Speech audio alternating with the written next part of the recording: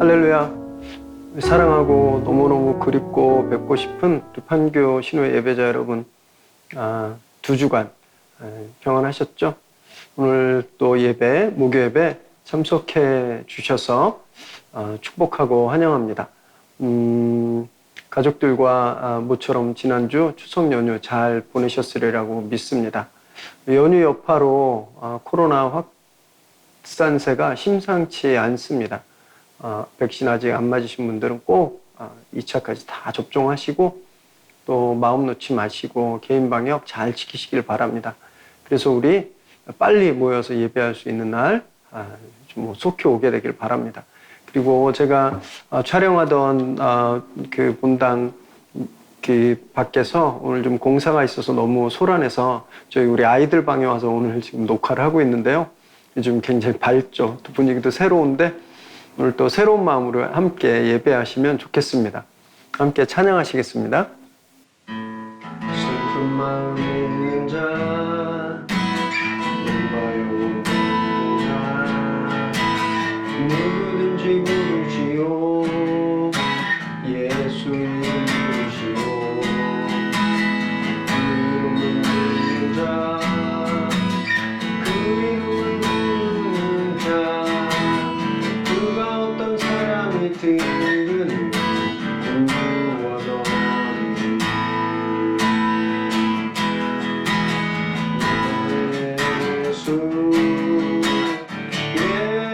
예수 능력의 그 이름 예수 나 외쳐 부르네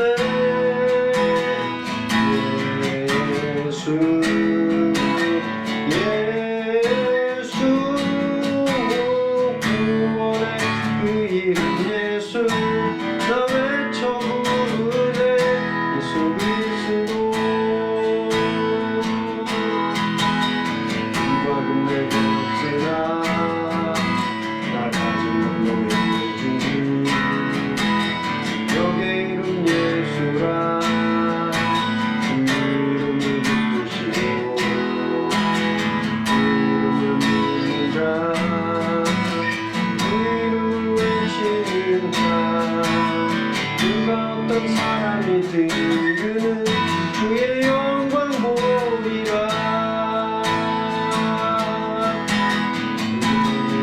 예수 능력의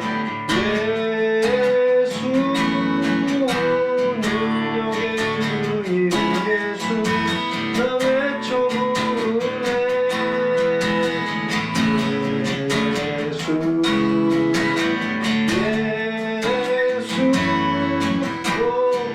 구원의 그 이름 예수 나 외쳐 부르네 예수 그리스도 예수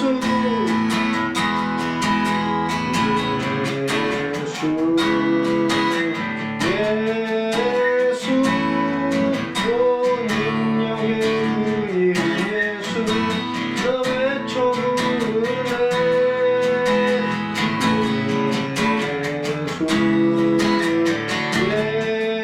예수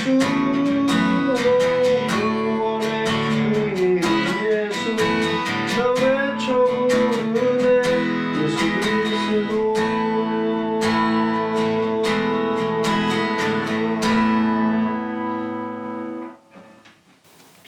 하나님, 오늘도 저희를 예배로 불러주셔서 감사합니다. 사방이 막혀있는 것 같고 아직 두려움과 공포가 이 땅을 지배하고 있지만 오늘 말씀 앞에 나온 저희들에게 빛을 비춰주시고 말씀의 능력을 주셔서 우리 말씀으로 이 어려운 시간들을 이겨내게 하여 주옵소서. 말씀 들릴 때 고민하고 이해하려 하고 내 방법대로 몸부림치는 것이 아니라 오직 주신 그 말씀 그대로 즉시 순종하는 그 믿음을 저희들에게 허락하시고 순종하는 자가 얻는 귀한 축복을 저희들 다 누리게 하여 주옵소서. 예수님의 이름으로 기도드립니다. 아멘. 우리 함께 주님께 감사와 영광과 박수 드리겠습니다. 네, 오늘 저희들 함께 나누실 말씀은 요한복음 2장 1절에서 12절까지입니다. 요한복음 2장 1절에서 12절. 저와 여러분이 한 절씩 교대로 읽으시겠습니다. 사흘째 되던 날 갈릴리 가나에 혼례가 있어 예수의 어머니도 거기 계시고 예수와 그 제자들도 혼례의 청함을 받았더니 포도주가 떨어진지라 예수의 어머니가 예수에게 이르되 저들에게 포도주가 없다 하니 예수께서 이르시되 여자여 나와 무슨 상관이 있나이까 내 때가 아직 이르지 아니하였나이다. 그의 어머니가 하인들에게 이르시되 너희에게 무슨 말씀을 하시든지 그대로 하라 하니라. 거기에 유대인의 정결 예식을 따라 두세 통 드는 돌 항아리 6이 놓였는지라. 예수께서 그들에게 이르시되 항아리에 물을 채우라 하신즉 아귀까지 채우니 이제는 떠서 연회장에게 갖다 주라 하심에 갖다 주었더니 연회장은 물로 된 포도주를 맛보고도 어디서 났는지 알지 못하되 물도온 하인들은 알더라. 연회장이 신랑을 불러 말하되 사람마다 먼저 좋은 포도주를 내고 취한 후에 낮은 것을 내거늘 그대는 지금까지 좋은 포도주를 두었도다 하니라. 예수께서 이 첫 표적을 갈릴리 가나에서 행하여 그의 영광을 나타내심에 제자들이 그를 믿으니라. 그 후에 예수께서 그 어머니와 형제들과 제자들과 함께 가버나움으로 내려가셨으나 거기에 여러 날 계시지는 아니하시니라. 아멘. 오늘 저와 여러분께 주시는 하나님의 말씀입니다. 공적 활동을 시작하신 예수님의 행적을 이렇게 쫓아가다 보면요. 우리 예수님이 어떤 분이신지 알게 됩니다. 주님은 많은 표적을 행하셨어요. 그래서 당신이 하나님이심을 또 이 땅에 왜 오셨는지 그 목적을 드러내십니다. 오늘 본문에선 예수님께서 그렇게 행하신 기적들 중에 첫 번째 기적, 첫 번째 표적, 물을 포도주로 만드신 사건이 나옵니다. 우리가 함께 말씀을 나누실 때 기적의 의미, 이 기적에 어떤 의미가 있는지를 깨닫고 또 주님은 어떤 분이신지 또 우리는 어떻게 이런 기적들을 경험할 수 있는지 오늘 그것을 확인하는 시간 되시기를 바랍니다. 1절에서 3절 말씀을 보니까요. 사흘째 되던 날이라고 되어 있습니다. 언제로부터냐 예수님이 세례 요한에게 세례를 받으시고 또 세례 요한의 제자 둘이 예수님을 따르고 그 중에 한 명이 안드레였고 또 시몬이 오고 주님 앞에 빌립이 오고 또 주님이 나다나엘을 부르시죠. 이 일들 제자들을 부르신 그 산 3일 후에 주님은 이 갈릴리 가나에서 열리게 된 결혼식에 참석하시게 되세요. 그런데 이 결혼식 분위기가 심상치가 않습니다. 잔치가 한창 무르익어 갈 때 포도주가 떨어지고 만 거예요. 혼인잔치에서 결혼식에서 포도주가 떨어지는 건요. 잔치를 주관하는 입장에서 굉장히 당황스러운 일입니다. 당시 팔레스타인에서 포도주는 어떤 의미가 있냐면 우리에게 물과 같은 거예요. 마실 물이 그렇게 퀄리티가 좋지 않고 물도 많지 않았기 때문에 이들은 포도주를 물처럼 마셨는데 물이 떨어진 거죠. 음식을 먹을 수가 없는 상황이 된 겁니다. 그 잔치에 예수님과 예수님의 어머니 그리고 제자들까지 초대받았다라는 건 예수님이 혼주축과 아주 가까운 사이였을 거다 이렇게 짐작해 볼 수 있는 거죠. 이 포도주가 떨어져서 이 결혼식이 멈추게 되면 정말 망신뿐만이 아니라 신랑 신부의 앞으로의 결혼 생활까지 좀 악영향을 미칠 정도로 굉장히 큰 문제였습니다. 그런데 그 집에 예수님이 계셨다라는 거죠. 마침 이 잔치에 하객으로 초대되어 가셨던 예수님의 어머니 마리아가 당신의 아들 예수에게 포도주가 떨어졌다고 알립니다. 그런데 여기에서 어머니 마리아가 예수님께 하신 그 말씀을 한번 보세요. 포도주를 만들어 달라고 하지 않습니다. 그냥 포도주가 떨어졌다. 있는 사실 그대로 말하고 있는 걸 볼 수 있죠. 물론 마리아는요. 자기 아들이 특별한 존재라는 것을 알았을 겁니다. 분명 알았겠죠. 왜냐하면 잉태하기 전에 천사를 통해서 수태고지를 받았고 또 그 사춘기 때는 예루살렘에서 혼자 가족들과 집으로 내려가지 않고 혼자 거기서 율법학자들과 아주 뛰어난 논쟁을 벌인 자기 아들이 굉장히 특별한 존재임을 알고 있었을 거예요. 어쨌든 이 곤란한 상황을 해결할 거라고 믿었던 겁니다. 방법은 몰라요. 포도주를 사오든지 아니면 포도주를 만들어든지 방법은 모릅니다. 그냥 이 문제를 이야기하면 그 문제가 해결될 거라고 믿었던 거죠. 여러분, 우리 인생에서도요, 이런 때가 종종 있죠. 있어야 할 것이 없을 때. 그래서 기쁨은 사라지고 우리의 잔치가 계속될 수 없을 그런 상황들이 우리에게 처하게 되죠. 마치 지금 21개월째 계속되고 있는 이 코로나 상황이 그런 것 같아요. 행복한 생활, 즐거운 생활, 네. 그리고 좋은 직업들과 직장에서 그렇게 좋은 공동체에서 생활하고 있다. 그것이 21개월 동안 단절돼 버렸습니다. 정말 이전에는 있을 수 없는 그런. 얼마나 우리가 낙심하고 얼마나 두렵고 힘든 것을 경험하고 있나요? 이 문제를 어떻게 해결해야 될지 모릅니다. 우리 이 방법 어떻게? 백신이 우리 1차 접종자들이 70%가 넘었는데 델타 바이러스 변이 때문에 막 3,000명 넘게 확진자들이 나오고 있잖아요. 정말 패닉인 거죠. 우리가 뭐 할 수 있는 방법이 없는 겁니다. 그럴 땐요, 우리 마리아처럼 그냥 있는 그대로 주님께 말하는 겁니다. 주님, 정말 너무 힘드네요. 코로나가 우리를 옥죄고 있습니다.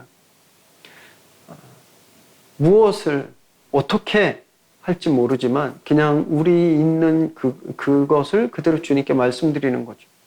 그럼 그때 그것이 회복과 구원의 시작입니다. 여기 두려움에 눌려서 아무것도 못하고 끙끙 앓는 것도 아니고 내가 뭘 좀 해보려고 막 몸쓰는 것이 아니라 이런 문제를 만났을 때 그냥 그 문제 자체를 하나님께 아뢰는 거예요. 주님, 이런 문제가 생겼습니다. 주님, 이런 문제가 생겼습니다. 그것이 기적의 시작이 되는 겁니다. 4절 보니까 예수님이 너무너무 어리둥절할 만한 대답을 하시는 거죠. 당신의 어머니예요? 어머니가 지금 이 잔치에 포도주가 떨어졌다 이렇게 말씀하셨으면 아이고 큰일이네요. 그럼 어떻게 해야 될까요? 제가 뭘 해야 될까요? 이렇게 해야 되는 게 아들의 태도인데 주님이 굉장히 냉정하게 말씀하세요. 이것이 나와 무슨 상관이 있습니까? 내 때가 아직 이르지 않았습니다. 어떤 분들은 여기서 예수님이 여자여라고 말해서 의견이 분분한데 그렇게 큰 의미가 없으니까 너무 이 단어에 의미를 두지 마시고 예수님의 대답이 중요한 거예요. 이 일이 나와 무슨 상관이 있는가? 내 때가 아직 이르지 않았다. 이것이 중요합니다. 섭섭하게 들릴 수 있죠. 그런데 주님은 이 답변에서 이 포도주가 떨어진 사건을 메시아적인 사건으로 지금 받아들이시는 겁니다. 그래서 이것을 메시아의 영광을 드러내는 것과 관련해서 아직 내가 그렇게 메시아로서의 능력과 영광을 받아야 될 때가 오지 않았다라고 말씀하시는 거예요. 이렇게 이해하셔야 됩니다. 마리아는 자기의 아들이 어떻게든 이 문제를 해결할 거라고 믿고 부탁했는데 주님은 이 질문을 메시아의 능력을 나타내기를 원하는 걸로 보고 계신다라는 거예요. 이 메시아의 권능은 십자가에서 완성되시죠. 그리고 십자가에서 완전히 드러나게 되는데 아직 그때가 되지 않았다고 말씀하시는 겁니다. 그래서 단지 어머니를 무안주기 위해서 또는 책망하거나 또는 당신의 영광을 가리기 위해서 이렇게 말씀하신 것이 아니에요. 이 질문을 통해서 당신이 누구인지 메시아이고 당신의 정체성이 그리고 그 영광의 때가 올 것이다라고 하는 것을 지금 이 답변을 통해서 말씀하고 계시는 거죠. 그런데 이것을 알아들을 수가 없었죠. 마리아는요, 그럼에도 불구하고 이 거절의 의미가 담긴 아들의 대답에도 아랑곳하지 않습니다. 그래서 5절 보니까 대꾸도 안 해요. 그냥 하인들에게 무슨 말을 하든지 그대로 해라 이렇게 지시하고 있습니다. 서운할 수도 있었을 거예요. 내가 자지를 어떻게 키웠는데 내가 금이야 오기야 키우고 입히고 먹였는데 어떻게 나한테 이럴 수 있어? 이런 감정 없습니다. 개의치 않아요? 그냥 하인들에게 무슨 말씀을 하시든지 그대로 하라 이렇게 지시하고 있는 거죠. 우리도 가끔 이런 순간 있지 않나요? 주님이 마치 나를 거절하는 것 같은 그런 상황들, 간절히 기도했는데 막 작정 기도하고 막 새벽 예배 작정해서 하고 금식도 하고 철야도 했는데 그 응답이 미루어지고 이루어지지 않을 때 우리도 이런 거절감을 경험할 수 있죠. 그럼 그때 우리는요 마리아처럼 해야 되는 겁니다. 너무 서운하다고 나 이제 기도 안 해요. 나 이제 예수님한테 기도 안 해요. 나 이제 교회 안 다닐래요. 나 이제 그냥 쉴래요. 이렇게 서운함을 표현하는 것이 아니라 마리아처럼 그 섭섭함을 뛰어넘는, 그래서 예수님이 누구인지 생각해 보아야 되는 겁니다. 마리아는 확신했어요. 무슨 방법인지 모르겠지만 어떻게 했는지 모르겠지만 자기 아들이 하라는 대로 하면 이 문제가 해결될 거다 이걸 알았던 겁니다. 그래서 하인들에게 그냥 무엇이든지 시키는 대로 해라 이렇게 지시한 거죠. 놀라운 믿음이 아닐 수 없습니다. 여러분 우리도 그래 보시면 어떨까요? 내 기도가 좀 거절된 것 같은, 또는 주님이 나를 안 보시는 것 같은, 주님이 나를 사랑하지 않는 것처럼 느껴지는 그 순간에 서운함을 표현하고 내가 원하는 것을 푸시하는 것이 아니라 그냥 무슨 말씀이시든 그냥 하시면 순종해 보겠다 이런 결단을 저와 여러분이 해보시면 어떨까요? 여러분 그럴 때 우리가 놀라운 기적을 경험하게 되는 겁니다. 이 6절에서 7절 보면 이 결혼식장에는 손을 씻는 물항아리가 있었습니다. 이건 그냥 보통 있었던 거예요. 왜냐하면 음식을 먹기 전에 손을 씻어야 하는데 그게 정결법이거든요. 그렇지 않으면 율법을 어기게 되고 다 부정해집니다. 그러니까 잔치집이니까 6개나 있었던 거예요. 그래서 손님들이 거기에 손을 씻도록 만든 돌항아리가 있었습니다. 주님이 그 하인들에게 그 항아리 6개를 물로 채우라 이렇게 명령하세요. 그런데 하인들이 정말 그대로 합니다. 이상하죠. 포도주가 없는데 물을 채우라고 하는 거예요. 이해할 수가 없는 말씀이에요. 그러나 이 하인들이 그대로 하는 겁니다. 여러분 하늘과 땅이 만나는 이 기적의 순간에는요, 이렇게 언제나 말씀하시는 주님이 계시고 또 그 말씀 그대로 순종하는 사람들이 있었습니다. 다 이해할 수 없어요. 그러나 그 말씀에 순종하고 말씀을 따르는 사람들, 그들이 바로 기적의 주인공들이 되는 거죠. 순종은요, 이해하고 하는 게 아닙니다. 믿음으로 하는 거예요. 이해하고 납득이 되면 안 할 사람이 어디 있겠습니까? 그건 순종이 아니라 동의라고 하는 겁니다. 내가 이해해서 납득해서 하는 것, 이건 순종이 아니라 동의해 주는 거예요. 그러나 순종은요, 이해 차원을 넘어선 겁니다. 이 종들이 한두 번 포도주를 날랐겠습니까? 포도주가 어디에 담겨 있는지, 포도주는 어디에 있어야 하는지, 또 포도주는 어디에서 만들어지는지 너무너무 잘 알고 있었을 거예요. 그들에게, 그런 그들에게 물항아리에 물을 채우라는 명령은 이해할 수 있는 수준이 아니죠. 완전 황당한 명령입니다. 이들 단 한마디 질문도 없죠. 의심도 없습니다. 하시라고 하니까, 시키시니까 그대로 물을 부었던 거죠. 여러분, 이것이 순종입니다. 그래서 이들이 기적의 주인공들이 되는 거예요. 주님이 우리에게 이런 말씀 하실 때가 있어요. 진짜 이해가 안 되는 말씀. 동의되지 않는 말씀이 있습니다. 지금 이 시대에 경쟁에서 살아남는 것이 유일한 성공의 법칙이죠. 그렇죠? 남을 밟고 올라서야 성공합니다. 그래서 남보다 더 앞서야 되고 남을 공격해야 되고 남의 것을 빼앗아야 되는 거예요. 남보다 미리 정보를 얻어서 투자를 빨리 해야 돈도 많이 버는 겁니다. 그런 좋은 정보는 나누면 안 되는 거죠. 이런 시대에 주님이 우리에게 하시는 말씀 무언가요? 포기하라는 겁니다. 기득권을 포기하고 내려놓고 오히려 네가 가진 것을 주어라, 목숨까지 줘라 이렇게 말씀하시는 거예요. 이게 이해가 되지 않죠. 그러면 완전히 망하는 거잖아요. 내 걸 포기하는 순간 그냥 끝나는 겁니다. 따르기 어렵죠. 그래서 우리가 못하고 있잖아요. 이해가 안 되니까. 동의할 수 없으니까 안 하고 있는 겁니다. 여러분 오늘 이해하는 것을 포기하고 동의하는 것을 포기하고 그 말씀에 순종해 보시면 어떨까요? 그럼 우리도 이 종들처럼 그 기적을 경험하게 되는 겁니다. 저와 여러분이 매일매일 이해와 동의를 내려놓고 말씀에 순종함으로써 날마다 기적의 주인공들이 되시기를 정말 주님의 이름으로 축원합니다. 8절 보니까 주님이 이제 그 돌 항아리에 가득 찬 물을 떠서 연회장, 치프죠. 연회를 주관하는 코디에게 갖다 주라고 말씀하세요. 이번에도 하인들이 그냥 갖다 줍니다. 아무 질문이 없어요. 아니, 지금 제정신이세요? 이 물을, 그것도 사람들이 손 씻었던 데 담겼던 물을, 이 지저분한 물을 사람들에게 갖다 주라고요? 이런 질문하지 않습니다. 그냥 그대로 했어요. 여러분, 우리는 이 사건을 너무너무 잘 알고 있죠. 이 물이 포도주가 되잖아요. 그럼 언제 물이 포도주가 됐을까요? 돌 항아리에 물을 채웠을 때 포도주로 바뀌었을까요? 아니면 뜨는 순간 바뀌었을까요? 아니면 가는 도중에 바뀌었을까요? 아니면 그 가지고 간 물을 이 연회장 파티 치프가 받았을 때 바뀌었을까요? 아무도 모릅니다. 우리는.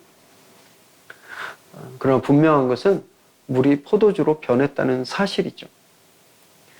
그리고 저는 이 하인들은 어느 순간 물이 포도주로 바뀌었는지 보았을 거라고 생각합니다. 왜냐하면 물을 붓고 물을 떠서 들고 갔잖아요. 어느 순간 그들이 그렇게 순종하는 순간 물이 포도주로 바뀌었을 겁니다. 이들은 그것을 경험했을 거예요. 주님께서 우리 삶에 베풀어 주시는 변화, 주님께서 우리 삶에 베풀어 주시는 기적, 우리는 설명할 수 없죠. 언제 이것이 이루어지는지, 언제 이것이 변화되는지 우리는 잘 알 수 없습니다. 그런데요, 무슨 말을 하시든지 그대로 하는 그 말에 순종하는 순간 그때부터 변화가 시작되었다라고 말씀할 수 있는 거죠. 어쩌면 우리가 순종할 때 상황은 여전히 그대로 있을 수 있습니다. 도랑아리에 물을 붓을 때 그냥 물이었을 수도 있어요. 그걸 포도주 그릇에 담을 때도 여전히 물이었을 수도 있습니다. 그러나 이미 게임은 끝난 거예요. 이미 그 물은 포도주가 될 거기 때문에. 이건 아무도 이해할 수 없죠.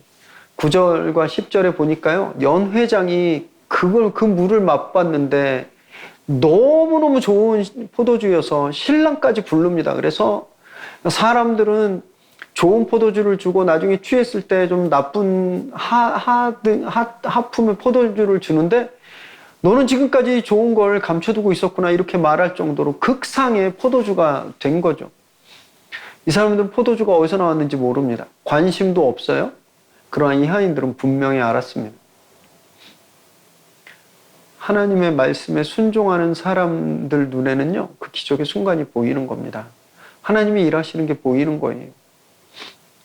그냥 사람들은 왜 세상은 이런데 왜 너는 이러니? 이렇게 세상 사는 방법대로만 해석하고 이야기할 뿐이지만 그것이 어디서 왔는지 누가 하신 일인지 어떻게 된 건지 이것을 아는 사람은 오직 말씀에 순종한 사람들, 이 하인들 뿐이에요. 여러분, 이것이 천국의 비밀입니다. 순종하지 않으면 절대 알 수 없는 거예요. 절대 깨달을 수 없는 겁니다. 오직 순종한 사람만 보고 경험하고 아는 것, 그 비밀, 이것이 천국인 거죠. 저는 우리 판교의 예비자분들이 그 짜릿한 비밀을, 그 천국의 짜릿한 비밀을, 그 맛을 맛보는 그런 믿음의 사람들 되기를 정말 바랍니다. 11절과 12절에 보니까 예수님께서 이 사건 후에 이제 가버나움으로 떠나십니다. 그런데 그곳에 표적은 남았죠. 요한은 분명히 이것이 예수님께서 행하신 첫 번째 표적이다라고 말씀합니다. 증거라는 말씀이에요. 증거. 예수님의 메시아적인 영광이 드러났고 그것을 본 제자들이 예수님을 이제 누구신지 믿게 되었습니다. 순종하는 사람들에게 표적이 나타날 때 그 결과가 믿음인 거죠. 믿게 된다라는 거예요. 말씀이 육신이 되어서 우리 가운데 오신 이유, 예수님이 우리 가운데 오신 이유는요, 단지 떨어진 포도주만 채우기 위해서가 아니다라는 말씀을 하는 거예요. 믿음을 위해서라는 겁니다. 믿음. 그래서 그분을 믿고 우리 삶을 완전히 새롭게 하시기 위해서 오신 거죠. 이것이 예수님께서 오신 목적이고 이것이 예수님께서 오늘 가나에서 기적을 일으키신 그 이유였다라는 거죠. 여러분, 우리가 그 믿음을 오늘 소유하길 바랍니다. 그래서 순종하시기 바라요. 그래서 정말 이 비밀스러운, 순종하는 사람 아니면 알 수 없는 이 비밀스러운 기쁨에 참여하게 되시기를 정말 바랍니다. 그래서 진짜 요즘 돌아보면 웃을 일 없고 기쁠 일 없고 불평과 불만과 원망과 저주가 가득한 이 시대, 날마다 그 천국의 비밀을 맛보고 그 기쁨을 누리는 저와 여러분 되시기 바랍니다. 그래서 여러분 계신 곳에 그 기쁨을 증거하고 드러내시길 바라요. 그래서 계신 곳이 날마다 이 기적이 베풀어졌던 가나의 혼인잔치가 되기를 주님의 이름으로 축원합니다. 기도하겠습니다. 하나님, 있어야 할 것이 없고 또 그래서 큰 곤란이 처했을 때 어떻게 해결해야 될지 모르지만 그러나 예수님께 말씀드리면 이 문제가 해결될 것이다 라는 이 마리아의 믿음을 우리가 소유하게 하여 주옵소서. 또한 마리아가 지시한 것처럼 말씀하신 그대로 토달지 않고 의심하지 않고 순종했던 이 하인들의 이 순종도 저희가 본받게 하여 주옵소서. 그래서 순종하는 자만이 맛볼 수 있는 놀라운 천국의 기쁨을 저희들 날마다 맛보게 하여 주옵소서. 이제는 우리 주 예수 그리스도의 은혜와 하나님의 끝없는 사랑하심과 성령의 인도하시며 역사하심의 은혜가 이해하고 납득하고 고민하는 그 시도를 다 그치고 이제 주어진 말씀에 먼저 순종하기로 결단하는, 그래서 순종하는 자만이 경험할 수 있는 그 기쁨과 놀라운 천국의 비밀을 날마다 누리게 되기를 소망하는 이 시간 예배하는 우리 귀한 판교 예배자들 머리머리 위에 그들의 가정과 일터와 또 자녀들 위해 지금으로부터 영원토록 함께 하시기를 간절히 축원하옵나이다. 아멘. 우리 주님께 감사 영광의 박수 드리겠습니다. 네, 한 주간 평안하시고 또 안전하시기를 기도하겠습니다. 축복합니다.